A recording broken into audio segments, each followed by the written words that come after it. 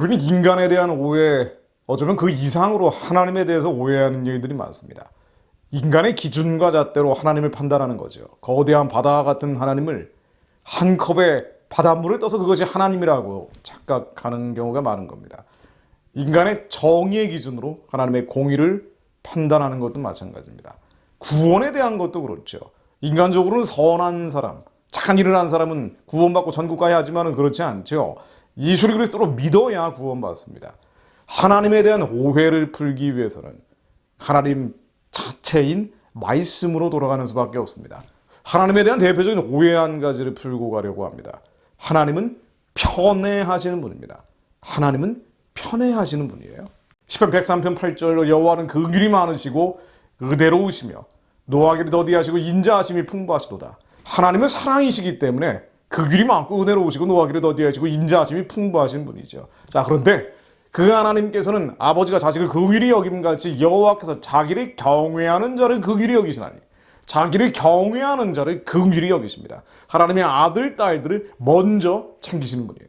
자기를 경외하는 자를 긍휼히 여기시며 이는 그가 우리의 체질을 아시며 우리가 단지 먼지뿐임을 기억하심이로다. 우리의 체질을 아시기에 우리가 죄덩어리인 건 아시기에 하나님께서는 자기를 경외하는 자를 먼저 긍휼히 여기십니다.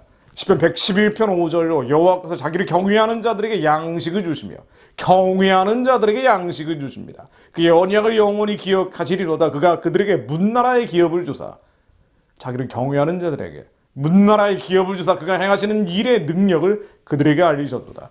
그의 손이 하는 일은 진실과 정의이며 그의 법도는 다 확실하니 영원 무궁토록 정하신 바요 진실과 정의로 행하신 바로다. 이것이 정의다. 이것이 진실이다라고 시편 기자는 기록하고 있습니다. 우리 경제적인 재부, 이 돈에 대한 것도 마찬가지입니다. 하나님은 자신을 경외하는 자를 긍휼히 여기십니다. 모든 사람들을 긍휼히 여기시는 사랑 그 자체이시지만 그 중에서도 경외하는 자, 여호와를 경외하는 자를 긍휼히 여기십니다. 할렐루야, 여호와를 경외하며 그의 계명을 크게 즐거워하는 자는 복이 있도다. 그런 자가 복이 있대요. 그의 후손이 땅에서 강성하며 정직한 자들의 후손에게 복이 있으리로다. 부와 재물이 그의 집에 있으며 그의 공의가 영구히 서 있으리로다. 어디에? 여호와를 경외하며 그의 계명을 크게 즐거워하는 자에게, 그런 자에게 복이 있답니다.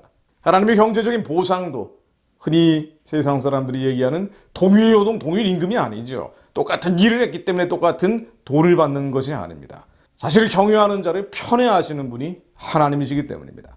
신명기 6장 10절로 내 하나님 여호와께서 내 조상 아브라함과 이삭과 야곱을 향하여 내게 주리라 맹세하신 땅으로 너로 들어가게 하시고 자, 적과 꿀이 흐르는 땅으로 들어갑니다. 자, 그런데 이 들어가서 유대 백성들에게 이런 약속을 하시는 거예요. 내가 건축하지 아니한 크고 아름다운 성읍을 얻게 하시며 짓지도 않았는데 건축도 안 했는데 크고 아름다운 성읍을 주신다는 거예요. 자신을 경외하는 자들, 자신의 아들과 딸들에게 건축까지 아니한 크고 아름다운 성읍을 얻게 하시며 하나님의 축복 방식이 이와 같죠.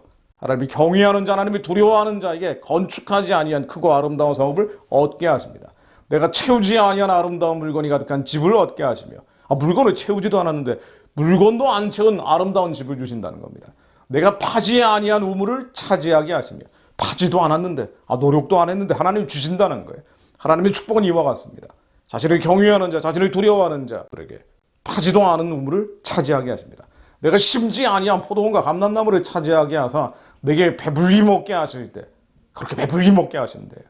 하나님의 축복 방식은 편애하는 것입니다. 자신을 두려워하며 경외하는 자, 하나님의 율법을 지키며 언약을 기억하는 자들을 편애하십니다. 그러므로 너를 조심하여 너를 애굽 땅 종되었던 집에서 인도하여 내신 여호와를 잊지 말고 내 하나님 여호와를 경외하며 그리고 섬김에 그의 이름으로 맹세할 것이니라. 주님 명령하십니다.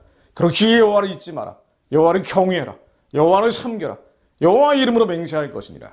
그리고 여호와를 잊지 않고 여호와를 경외하며 섬기며 그의 이름으로 맹세하기 위해서 여호수아 1장 8절로 주님 명령하십니다. 이 율법책을 내 입에서 떠나지 말게 하며 주야로 그것을 묵상하며 그 가운데 기록한 대로 다 지켜 행하라.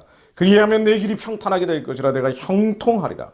하나님이 형통을 주시는 방법, 축복하시는 방법, 율법책을 내 입에서 떠나지 말게 하며 주야로 그것을 묵상하며 하루에 1시간 하나님의 말씀을 묵상하는 것이 아니라 주야로 온종일 다윗처럼 종일종야로 주님의 말씀을 읊조리며 묵상하라는 것입니다. 그 가운데 그래서 하나님에 대한 오해를 갖지 말고 주님이 명령하신 대로 그 율법과 명령대로 그대로 지켜 행하라.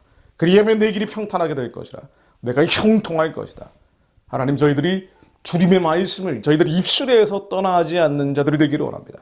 주야로 하루에 1시간 하나님 말씀을 묵상하는 것이 아니라 종이종야로 기분이 나쁠 때도, 기분이 좋을 때도, 즐거울 때도, 슬플 때도, 괴로울 때도, 행복감이 넘쳐날 때도 종이종야로 하나님의 말씀을 묵상하며 그 가운데 하나님이 명령하신 그대로 지켜 행하는 자들이 되게 하사 우리의 길이 평탄하게, 우리의 길이 형통하게 되게 하옵소서. 이 나라와 민족의 길이 평탄하게 되게 하시며 세상이 깜깜하고 어두워짐의 끝으로 가고 있는 이때 이 민족 교회의 길이 형통케 해 주옵소서. 주님 말씀을 믿습니다. 종이종이로 하나님의 말씀으로 묵상하는 자들, 여호와의 말씀으로 기도하는 자들이 들불처럼 한반도 전역에 온 세계 디아스포라 가운데 일어나게 하옵소서. 그렇게 평탄한 형통한 길을 걷는 자들이 일어나게 하옵소서. 예수 그리스도 이름으로 기도드립니다.